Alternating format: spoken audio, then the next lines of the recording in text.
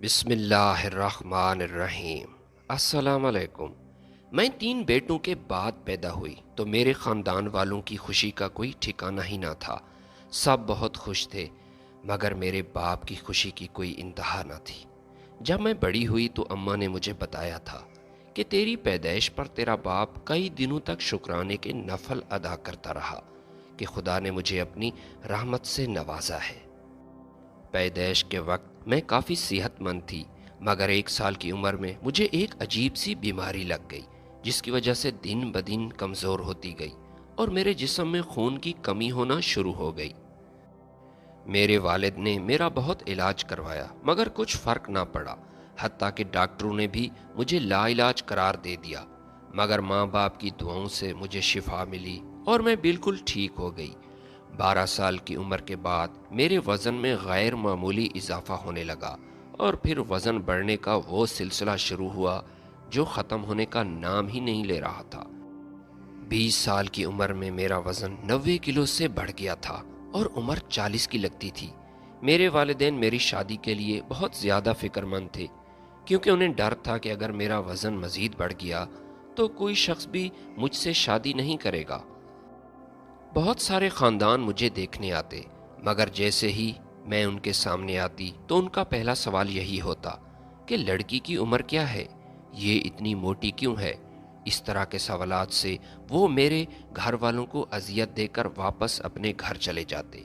الفاظ کے تیر جگر کو چھلنی کر دیتے اور جس کی وجہ سے میں بھی احساس کمتری کا شکار ہونے لگی۔ وقت گزرتا گیا اور آخرکار ایک دن ایک مولوی صاحب کی ماں ہمارے گھر آئی۔ مولوی صاحب کی عمر اس وقت 37 برس تھی اور اس کی پہلی بیوی کا انتقال ہو چکا تھا۔ میرے والدین نے حالات کو دیکھتے ہوئے اس رشتے کے لیے ہاں کر دی اور اس وجہ سے بھی ہاں کی کہ وہ ایک مسجد کا امام تھا۔ انہوں نے سوچا کہ وہ کبھی ہماری بیٹی کو حقارت کی نظر سے نہیں دیکھے گا اور اس کا خیال رکھے گا۔ مولوی صاحب بہت سخت طبیعت رکھتے تھے۔ محلے کے سب سے شرارتی بچوں کو بھی اس نے ٹھیک کر کے رکھا ہوا تھا۔ مجھے بہت خوف تھا کہ پتہ نہیں اس کا میرے ساتھ کیا رویہ ہوگا۔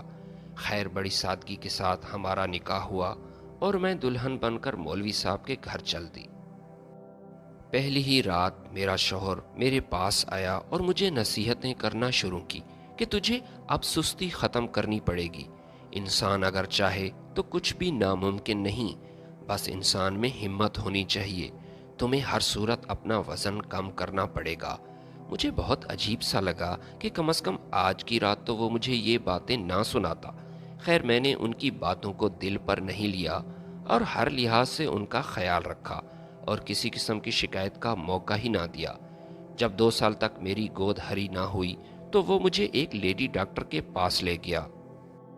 لیڈی ڈاکٹر نے میرا معائنہ کیا اور بتایا کہ جسم پر زیادہ چربی ہونے کی وجہ سے ہی یہ مسئلہ آ رہا ہے، ورنہ بظاہر تو کوئی اور بات نظر نہیں آتی۔ وہ جس ہسپتال میں بھی مجھے لے کر جاتا تو تقریباً سارے ڈاکٹر میرے موٹاپے کو ہی اولاد میں رکاوٹ کی وجہ قرار دیتے۔ سعید نے ڈاکٹروں سے مایوس ہو کر ہسپتال جانا ہی چھوڑ دیا۔ ایک رات میری آنکھ کھلی تو سعید بستر پر موجود نہیں تھا۔ میں نے باہر صحن میں دیکھا تو وہاں بھی وہ موجود نہیں تھا۔ پھر اچانک کچن میں برتنوں کی آواز آئی۔ میں نے کھڑکی سے جھانک کر دیکھا تو میرے پیروں تلے زمین نکل گئی کیونکہ سعید کوئی شربت تیار کر رہا تھا۔ یہ دیکھ کر میں واپس اپنے بستر پر آ گئی اور چپ چاپ سو گئی۔ صبح اٹھی تو سعید نے مجھے وہ شربت پینے کو کہا۔ میں نے اس سے پوچھا کہ یہ کیا ہے اور کس لیے ہے۔ وہ بولا کہ یہ وزن کم کرنے کا شربت ہے، اس کو دوا سمجھ کر پی لو۔ میں نے انکار کیا تو وہ مجھ سے سختی سے پیش آنے لگا۔ اس کے کہنے پر میں نے وہ شربت پی لیا۔ کئی ماہ تک میں اس کا دیا ہوا شربت پیتی رہی مگر میرے وزن میں کسی قسم کی کمی نہیں ہوئی بلکہ مزید وزن بڑھ گیا۔ مجھے شک ہونے لگا کہ یہ شربت وزن کم کرنے کے لیے ہے ہی نہیں، مگر سعید کے ڈر کی وجہ سے میں اسے کچھ نہ کہہ سکتی اور نہ ہی شربت پینے سے انکار کرتی۔ مگر میرا شک اس دن یقین میں بدل گیا جب ایک دن میری ساس میرے پاس آئی اور مجھ سے کہا کہ بیٹی وہ شربت ہرگز نہ پینا۔ میرے پوچھنے پر میری ساس نے بتایا کہ میں ہر رات اپنے بیٹے کو کچن میں یہ شربت تیار کرتے ہوئے دیکھتی تو شک پڑ گیا۔ ایک دن جب وہ مسجد میں گیا تو تھوڑا سا شربت ایک پیالی میں ڈال کر میں پیر صاحب کے پاس گئی۔ پیر صاحب نے بتایا کہ یہ شربت اولاد کی پیدائش روکنے کے لیے ہی ہے۔ میری ساس نے مزید کہا کہ بیٹی، سعید شروع سے ہی غیر ذمہ دار ہے اور اولاد کی ذمہ داری لینے سے گھبراتا ہے۔ یہ سن کر مجھے بہت افسوس ہوا اور ساتھ ہی ساتھ اپنے شوہر پر بہت غصہ بھی آیا۔ اگلی صبح جیسے ہی وہ شربت لے کر آیا تو میں نے وہ پینے سے انکار کر دیا اور غصے سے کہا کہ آئندہ میرے قریب مت آنا۔ سعید یہ سن کر خاموش ہو گیا۔ 2 دن بعد ہی مجھے پیٹ میں شدید درد محسوس ہوا۔ میری ساس مجھے پڑوس کی ایک نرس کے پاس لے گئی۔ نرس نے میری ساس سے کہا کہ مبارک ہو، آپ دادی بننے والی ہیں۔ میری ساس کی خوشی کی کوئی انتہا نہ تھی اور میری آنکھوں میں بھی خوشی کے آنسو بہنا شروع ہو گئے۔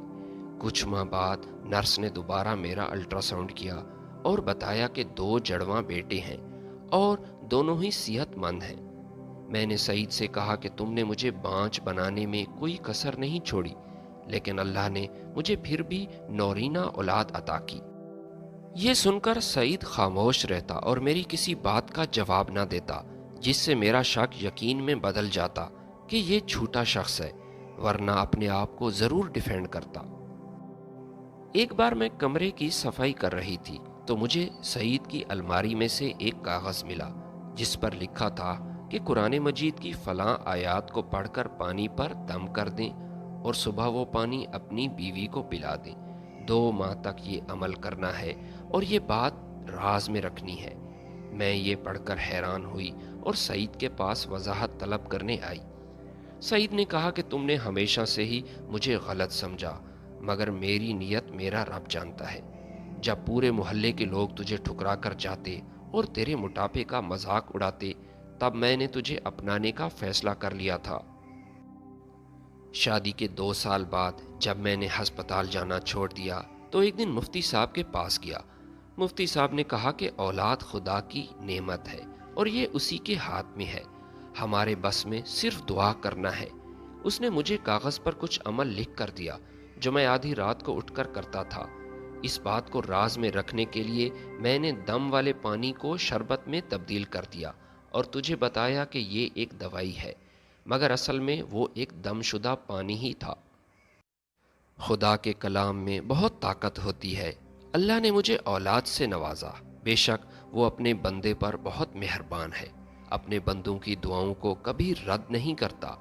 یہ سن کر مجھے اپنے آپ پر بہت افسوس ہوا کہ میں نے ایک مخلص شوہر کی نیت پر شک کیا۔